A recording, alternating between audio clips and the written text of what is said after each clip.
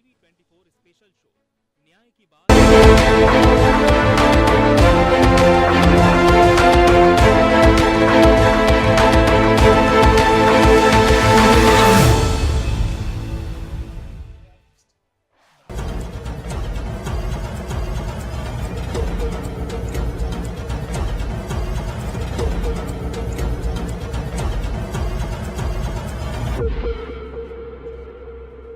देखिए शनिवार शाम 6 बजे पुनः प्रसारण। छत्तीसगढ़ सरकार 40 लाख मैट्रिक टन चावल नीलाम करने जा रही है। विधानसभा में पूछे गए भूपेश बघेल के सवाल के जवाब में खाद्य मंत्री दयालदास बघेल के द्वारा आए इस जवाब ने धान खरीदी के बाद बने चावल के जाम होने के मुद्दे को एक बार फिर से हवा दे दी है। आज इस मसले पर विधानसभा में जमकर हंगामा देखा गया। विधानसभा में सरकार द्वारा दिए गए जवाब के तहत अब तक 2022-23 में 58.11, 23-24 में 74.26 और 24-25 में 3.52 लाख मैट्रिक टन चावल केंद्रीय पूल में जमा किया गया है। इस तरह धान खरीदी के बाद राइस मिलर्स ने जो चावल जमा किया है उसमें का करीब 40 लाख मैट्रिक टन चावल सरकार के पास जाम है, जिसे अब खुले में बेचने की तैयारी चल रही है। माननीय अध्यक्ष महोदय, चावल जो जमा शेष है 5.29 लाख मीट्रिक टन ये चावल जमा होना शेष है। माननीय अध्यक्ष महोदय, इसके लिए शासन द्वारा शेष चावल के संबंध में निर्णय लिया जाएगा। माननीय अध्यक्ष महोदय, चावल जो जमा शेष करना है भी वो लगभग 60 लाख मीट्रिक टन जमा करना। 40 लाख मैट्रिक टन धान खुले में बेचने के निर्णय की खबर पर सदन में जमकर हंगामा हुआ। इस मसले पर विपक्ष ने स्थगन प्रस्ताव मंजूर कर चर्चा कराने की मांग की, लेकिन विधानसभा अध्यक्ष ने स्थगन प्रस्ताव को नामंजूर कर दिया। इसके बाद कांग्रेस विधायकों ने सदन में हंगामा किया। सभी विपक्षी विधायक विरोध करते हुए गर्भगृह तक पहुंच गए। विधानसभा अध्यक्ष ने गर्भगृह में प्रवेश और प्रदर्शन पर विपक्ष के 29 विधायकों को निलंबित कर दिया। साथ ही सदन की कार्रवाई 10 मिनट के लिए स्थगित कर दी गई। सरकार ने खुद स्वीकार किया 149 लाख मीट्रिक टन जो धान खरीदी हुई है उसमें सेंट्रल पूल में चावल जमा करने और स्टेट पूल में चावल जमा करने के बाद भी 40 लाख मीट्रिक टन धान का निष्पादन नहीं हो पाएगा, इसलिए खुले नीलामी की जाएगी। और दूसरा ये भी कहा गया है कि 5,30,000 मीट्रिक टन चावल पिछले समय का बचा है, उसका भी निष्पादन नहीं हुआ है। ऐसे में लगभग 47-48 लाख मीट्रिक टन धान राज्य सरकार के मत्थे पड़ा है और यदि इसे हिसाब करें तो मोटा मोटी करीब 8,000 करोड़ का नुकसान होगा। जो हमारा धान हुआ है उसका सम्मान हो, उसकी राशि मिले और गरीबों के साथ न्याय हो, किसानों के साथ न्याय हो। मगर राज्य सरकार ने उसमें से 40 लाख मीट्रिक टन को बाजार में नीलाम करने की घोषणा कर दी है, निर्णय ले लिया है। राज्य की सरकार केंद्र सरकार से निवेदन नहीं कर पा रही है कि उनकी धान को केंद्र सरकार ले ले या उसे वापस यहाँ राज्य सरकार चावल बना के बेचे। हमारे छत्तीसगढ़ को 8,000 करोड़ रुपए का नुकसान होगा। इधर विपक्ष के रुख के बाद सरकार सारे आरोपों को खारिज कर रही है और केंद्र से कोटा बढ़ाने की बात कही जा रही है। इसके अलावा विपक्ष के द्वारा कहे गए 8,000 करोड़ नुकसान जैसी बातों से भी सत्ता पक्ष इनकार कर रहा है। तो 22-23 में 10 लाख मीट्रिक टन जमा करने को शेष रहा है जो पुराने कार्यकाल का, उसका भी हम लोग राशि वसूल कर ले हैं। 23-24 में 144.92 लाख मीट्रिक टन धान का खरीदी हुआ था और उस साल से भी इस साल बढ़ करके 23-24 में 23-24 का इस साल का जो धान है वो 149 लाख मीट्रिक टन से भी ज़्यादा धान खरीदी किया गया है। इस तरह धान का मात्रा दिन प्रतिदिन बढ़ते जा रहा है। 49 नहीं, उसमें कोई नुकसान नहीं हो रहा है। चावल जमा करने का है 5,27,000। सरकार ने इस साल प्रदेश के किसानों से 149 लाख मैट्रिक टन धान खरीदा है, लेकिन केंद्र सरकार को कोटे के तहत चावल देने के बाद भी 40 लाख मैट्रिक टन बच रहा है। जिसे खुले बाजार में नीलाम करना सरकार की मजबूरी है, जिसका विपक्ष आकलन करते हुए राज्य के खजाने को कम से कम 8,000 करोड़ रुपए से नुकसान का आरोप लगा रहा है, जिससे धान पर आरोप प्रत्यारोप के बीच किसके दावे सही हैं, इस पर एक नया घमासान छिड़ता दिखाई दे रहा है। Bureau report, TV 24 news.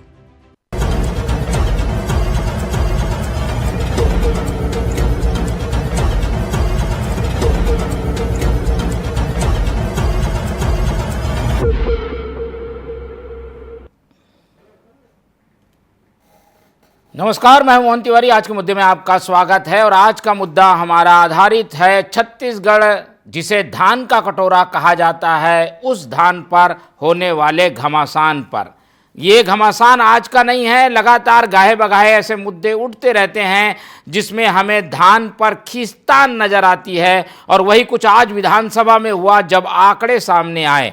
ये आंकड़े चौंकाने वाले हैं, क्योंकि छत्तीसगढ़ सरकार तो बम्पर धान खरीदी कर रही है, लेकिन उस धान का जब चावल बनता है तो उसे खपाया कहाँ जाए, ये एक बड़ी समस्या है। केंद्रीय पूल में यानी केंद्रीय कोटे के तहत जितना चावल जमा होना चाहिए वो जमा होने के बावजूद एक बड़ा हिस्सा धान का बच जाता है और अब इसे खुले मार्केट में यानी प्राइवेट सेक्टर में बेचने की तैयारी है। ऐसे में जो नुकसान होगा वो मुद्दा बन गया है विपक्ष के लिए। और इसी मुद्दे को आज सदन में जब विपक्ष ने उठाया तो जमकर हंगामा हुआ और विधायकों को निलंबित तक करना पड़ा। क्या है ये मसला और क्या नुकसान सही में हो रहा है, इसी पर आज हम बात करेंगे।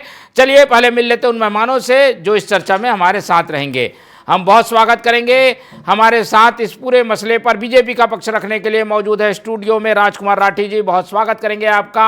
हमारे साथ इस पूरे मसले की बारीकी को समझाने की कोशिश करेंगे वरिष्ठ पत्रकार मनीष वोरा जी, बहुत स्वागत करेंगे आपका। और कांग्रेस का पक्ष रखने के लिए हमारे साथ जुड़ रही हैं शिल्पा देवांगन जी, बहुत स्वागत है आपका।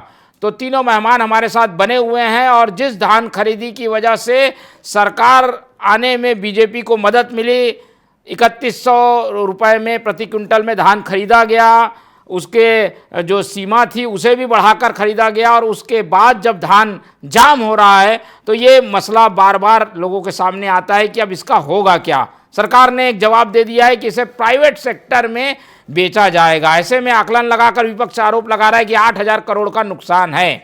क्या ये नुकसान सही में है, इसे ही जानने की कोशिश करेंगे। लेकिन पहले विपक्ष के आरोप सुन लेते हैं। शिल्पा जी तैयार बैठी हैं आंकड़े लेकर, उनसे समझ लेते हैं क्या लग रहा है। शिल्पा जी, आप लोगों के समय में ये व्यवस्था थी, ऐसा जवाब आया है मंत्री जी का कि भाई जितना बच जाता है केंद्रीय पुल से तो हम प्राइवेट सेक्टर में बेच कर कुछ जाम होने से बचा लें, सड़ने से बचा लें और प्राइवेट में बिक्री भी हो जाए।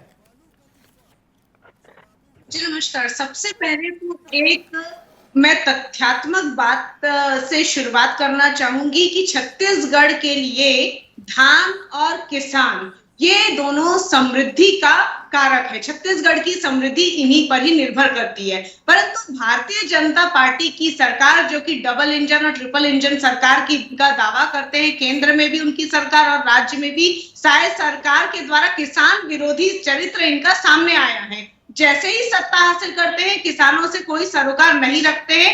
इसीलिए जो इतनी सारी गड़बड़ियां जो धान खरीदी के समय में से जो गड़बड़ियां चल रही थी, बारदाने से लेकर तमाम प्रकार की जो गड़बड़ियां चल रही थी, उसको विपक्ष ने हमेशा से उठाया है, परंतु उस समस्या का समाधान जमीनी स्तर पर नहीं हो पाया। और आज जब धान 40 लाख मैट्रिक टन बच गया है, इसकी पूरी जिम्मेदारी सरकार की है कि क्या आपने भंडारण और सही चीजों की सही व्यवस्थाएं नहीं की थी।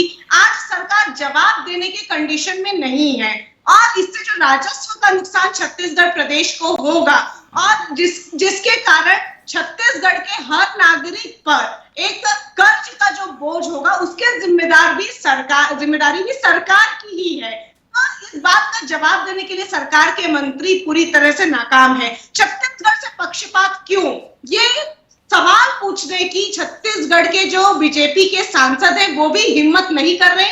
दलीय चाटुकारिता के चलते वो सवाल नहीं उठा रहे हैं। क्यों सेंट्रल पूल में धान की खरीदी, छत्तीसगढ़ के धान की खरीदी नहीं हो पा रही है, जब पंजाब के धान की पूरी पूर्णतः खरीदी हो सकती है तो छत्तीसगढ़ की क्यों नहीं हो सकती। जबकि केंद्र सरकार को समय से और नियम से छत्तीसगढ़ का कोयला भी चाहिए, छत्तीसगढ़ का आयरन ओर भी चाहिए, छत्तीसगढ़ का बॉक्साइट भी चाहिए, छत्तीसगढ़ के जंगल भी चाहिए। तो छत्तीसगढ़ का धान सरकार समय पर पूर्णतः क्यों नहीं खरीद पा रही है, ये सवाल भारतीय जनता पार्टी के छत्तीसगढ़ के सांसद नहीं पूछ पा रहे हैं। यही मुख्य सवाल है और यही चरित्र सामने आया है, किसान विरोधी चरित्र ठीक है, भारतीय जनता पार्टी का। चलिए, और ये कुछ ऐसे सवाल हैं जो कि जायज़ भी लगते हैं, क्योंकि धान अगर हर साल इसी तरीके से जाम होता रहा तो हम खरीदी तो कर लेंगे, पर उसका निपटारा जब तक नहीं करेंगे तब तक ना हम किसानों को सही फ़ायदा पहुंचा पाएंगे, ना ही इस अन्न के साथ सही न्याय कर पाएंगे। बीजेपी की ओर चलते हैं और धान को लेकर, क्योंकि बीजेपी काफ़ी संवेदनशील रही है और केंद्र में भी उनकी सरकार है, डबल इंजन की सरकार है, फिर ऐसा क्यों हो रहा है कि निर्धारित कोटे से ज़्यादा हम चावल जमा नहीं कर पा रहे हैं? ऐसा क्यों हो रहा है राजकुमार जी? देखिए मोहन जी, ये पहली बार नहीं है। जब कांग्रेस की प्रदेश में सरकार थी तब भी धान की बचत होती थी, और मैं समझता हूँ लगातार भारतीय जनता पार्टी की जो हमारे वरिष्ठ नेता है वो केंद्र सरकार से बात कर रहे हैं कि सेंट्रल पूल पर धान की खरीदी बढ़ाई जाए। अभी हमारी शिल्पा जी कह रही थी कि छत्तीसगढ़ में धान और किसान, तो ये धान और किसान दोनों का सम्मान कांग्रेस ने नहीं किया। आपको याद होगा मोहन जी, 2500 रुपये में धान खरीदी की बात कर कांग्रेस ने छत्तीसगढ़ में सरकार बनाई, भूपेश बघेल जी मुख्यमंत्री बने। 2100 रुपये सेंट्रल गवर्नमेंट देती थी, 400 रुपये जो राज्यांश होता था उसको कांग्रेस की भूपेश बघेल सरकार 4 किस्तों में देती थी। हमारे किसान भाइयों को तड़पा कर तरसा कर ये 100 रुपये देते थे। और 2018 में जब चुनाव हुआ मोहन जी, तो एक किस्त आज भी किसान को नहीं मिली है, और ये किसानों की बात करते हैं। मैं समझता हूँ किसानों का सबसे अधिक शोषण किसी ने काम करने का काम किसी ने किया तो कांग्रेस की भूपेश बघेल सरकार ने किया। मोहन जी, हमारी जो घोषणा थी 21 क्विंटल धान की खरीदी 3100 रुपये में होगी, तो निश्चित रूप से जो है प्रदेश में खेती का रकबा बढ़ा, लोगों का खेती के प्रति रुझान बढ़ा और किसानों की संख्या बढ़ी। और हम चाहते भी यही थे मोहन जी कि छत्तीसगढ़ में जो किसान, कई लोगों ने खेती करना बंद कर दिया था कांग्रेस के कार्यकाल में, और उन किसानों की फिर से खेती हो, जो जमीन पड़ा थी वो फिर से जो है उसमें पैदावार हो, जो बांझ जमीन को फिर से उपजाऊ बनाओ। और 21 क्विंटल धान को हमने 3100 रुपये खरीदी करने का काम किया मोहन जी, तो उससे धान की जो है आवक बढ़ी। और जितनी आवक हो रही है वो सेंट्रल गवर्नमेंट जो है उतना सेंट्रल पुल पर नहीं ले रही है, लेकिन हमारे वरिष्ठ नेता लगातार संपर्क कर रहे हैं। और ये कांग्रेस की भूपेश बघेल की सरकार नहीं है मोहन जी कि धान को हम खराब होने देंगे। हम चाहते हैं कि सेंट्रल पुल पर धान की खरीदी बढ़े, और इस प्रकार से अगर कोई रास्ता नहीं निकलता तो नीलामी का रास्ता खुला है मोहन जी। अगर धान लंबे समय तक आपको मालूम है हम उसको जो है स्टॉक करके रखते हैं तो उसमें जो है कई प्रकार की बीमारी होती है, और कई प्रकार से धान का जो है मैं समझता हूँ जो उनका जो कैपेसिटी लेवल है वो कम होता है। तो निश्चित रूप से भारतीय जनता पार्टी की सरकार चिंता कर रही है। आपको याद होगा मोहन जी, जब कांग्रेस की इस प्रदेश में सरकार थी, भूपेश बघेल की सरकार थी, तो ये किसानों को कहते थे कि बारदाना भी आप लेकर आओ। इनको तो किसानों के बारे में बात करने का अधिकार नहीं है मोहन जी। जिस कांग्रेस की भूपेश बघेल सरकार ने 5 साल किसानों का शोषण करने का काम किया, गोबर खरीदने के नाम पर मोहन जी, मैं समझता हूँ एक वर्ग विशेष का ये गोबर खरीदते थे और बाद में कह देते कि गोबर पानी में बह गया। खाली 5 साल कांग्रेस ने एक ही काम किया, भ्रष्टाचार करने का। और मैं समझता हूँ सबसे ज्यादा इस प्रदेश में एक ट्रांसफर उद्योग चला और 10 जनपद के एटीएम के रूप में जो है छत्तीसगढ़ को इन्होंने इस्तेमाल किया। आएंगे आज तो धान के मसले पर हम केंद्रित रहते हैं, लेकिन ऐसा लग रहा है कि सरकार कुछ व्यवस्था निकालने वाली है, लेकिन अभी भी जो अंतर है, यानी कि कोटा अलॉट है और जो हमारे पास एक्स्ट्रा धान का चावल बन के है, उसका अंतर काफ़ी ज़्यादा है। ऐसे में होगा क्या कुछ रास्ता निकल सकता है? और ये जो सियासत है वो क्या केवल नूरा कुश्ती बयानों तक से सीमित है? जान लेते हैं वोरा जी से। मनीष जी, क्या लग रहा है ये धान को लेकर जो एक बवाल सा उठ गया है, हमारी क्या स्थिति है? क्या ऐसा हो रहा है कि धान खराब हो जाएगा, हमारे पास रखे रखे नुकसान होने वाला है सरकार को? देखिए मोहन जी, सबसे महत्वपूर्ण चीज़ इसमें यह है कि धान की खरीदी जो हुई है, निश्चित रूप से हर बार धान की खरीदी में रिकॉर्ड बना करके अपनी पीठ थपथपाने वाली सरकार, चाहे कांग्रेस की रही हो चाहे भारतीय जनता पार्टी की रही हो, हर सरकार धान खरीदी में रिकॉर्ड बनाती है हर साल और अपनी पीठ थपथपाती है कि हमने इतना धान किसानों से खरीद लिया, इतना पैसा किसानों की जेब में डाल दिया। ठीक है, आपने किसानों से धान खरीदा, उनकी जेब में पैसा भी डाल दिया, कब डाला कैसे डाला वो सेकेंडरी मैटर है, लेकिन आपने किया।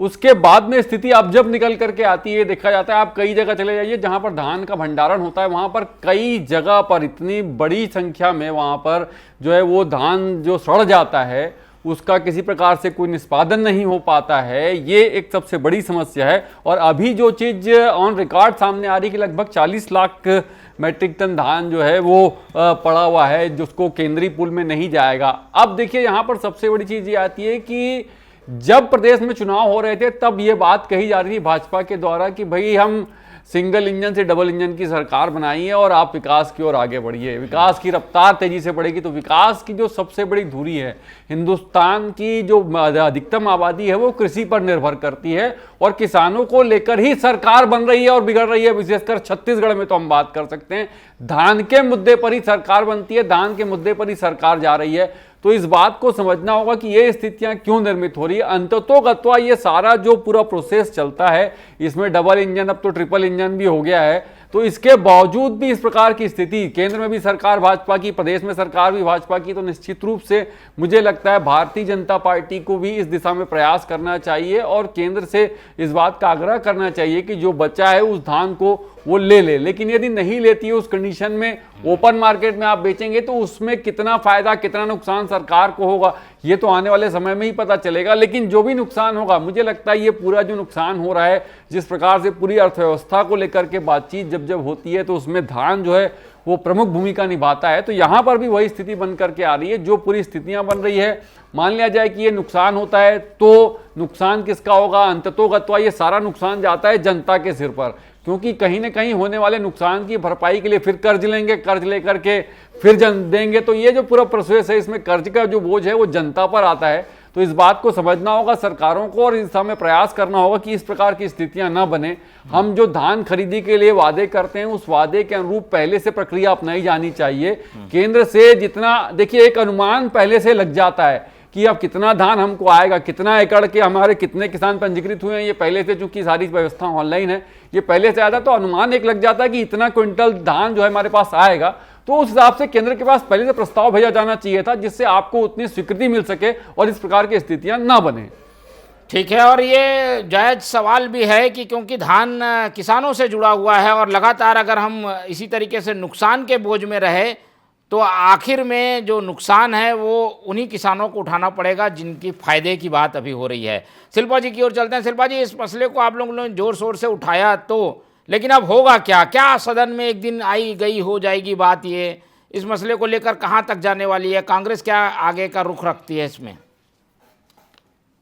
कांग्रेस हमेशा किसानों के हितैषी होकर ही कार्य योजना बनाती आई है। आपने देखा कि भूपेश सरकार में किस प्रकार से जो धान के भंडारण की भी व्यवस्था की गई थी, किस प्रकार से सफलतापूर्वक खरीदी भी की गई थी और डायरेक्ट बेनिफिट में किसानों का आर्थिक उन्नति और आर्थिक सशक्तिकरण किया गया था। परंतु भारतीय जनता पार्टी ने उस बात को लेकर के सत्ता तो हासिल कर ली, धान के मसले में उन्होंने बड़ी बड़ी बातें कही, बड़ी बड़ी योजनाएं बनाकर कार्य करेंगे। जी चलिए, ठीक है। शिल्पा जी, मेरी आवाज मिल पा रही है आपको?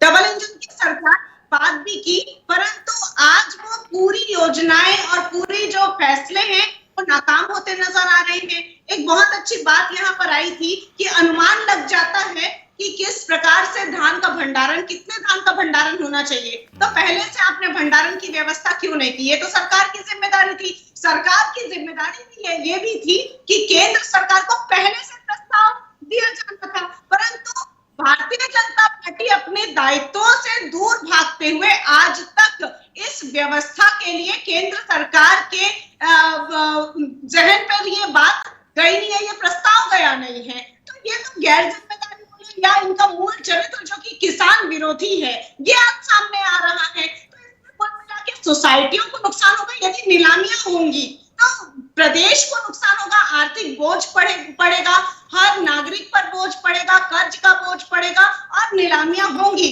तो एक बहुत प्रमुख बात मैं कहना चाहूंगी कि सोसाइटियों पर बोझ पड़ेगा, सोसाइटियों पर आर्थिक संकट आएगा और कुल मिलाकर भारतीय जनता पार्टी सोसाइटियों को बर्बाद करने के कगार पर लाकर खड़ा कर दी है। आज के परिदृश्य में हर तरफ से देखिए, जो समृद्धि का कारक है धान और किसान, उस पर भी बात करने की कोशिश भारतीय जनता पार्टी कर रही है, किसानों से कोई सरोकार नहीं है। और मैं ये एक बात और कहना मुझे याद आ रही है कि 2014 तक के जब केंद्र में कांग्रेस की सरकार थी, मनमोहन सिंह जी की सरकार थी, तो उस समय कभी भी ऐसी नौबत नहीं आई, ऐसे कंडीशन नहीं निर्मित हुई, ऐसे माहौल नहीं हुआ कि जितना भी खरीदी है उससे कम खरीदी किया जाए, या कम जो धान की खरीदी है पर्याप्त मात्रा में मनमोहन सरकार ने किया।